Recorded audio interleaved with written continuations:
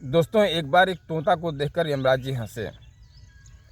इसके बाद तोता बहुत चिंता में पड़ गया। वह चिंतित हो गया कि आखिर यमराज जी ने हमें देखकर क्यों हंसा है।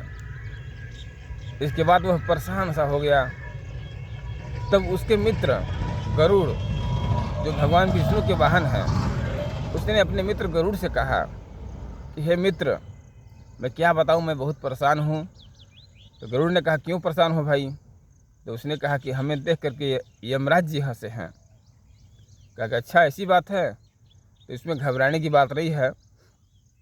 गरुड़ ने अपने पीठ पर बैठाकर उस तोता को 7 समुंदर पार एक सुरक्षित स्थान पर छोड़कर आ गया। और उसने कहा कि अब तुम्हें कोई दिक्कत नहीं है, अब तुम सुरक्षित स्थान पर आ गए हो।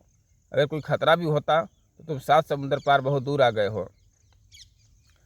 इसके बाद गरुड़ ने यमराज जी से पूछा कि यमराज जी, आप उसे देखकर क्यों हंसे थे? हमारा दोस्त बहुत चिंतित था।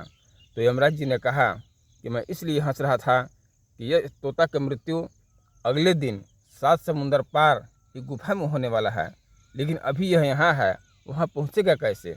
यही सोचकर मैं हंस रहा था। और देखिए विधि का विधान, गरुड़ जी खुद उसको वहाँ छोड़कर आए थे। इसीलिए कहा गया है कि होनी को टालना मुश्किल ही नहीं, नामुमकिन है। अगर आपके भाग्य में कोई होनी और अनहोनी लिखा है तो उसे टालने वाला कोई नहीं है। कोई न कोई कारण ऐसा बन ही जाता है कि आप वहाँ पर पहुँच जाएंगे, और जो घटना घटने वाला होगा वह घटना घट ही जाएगा।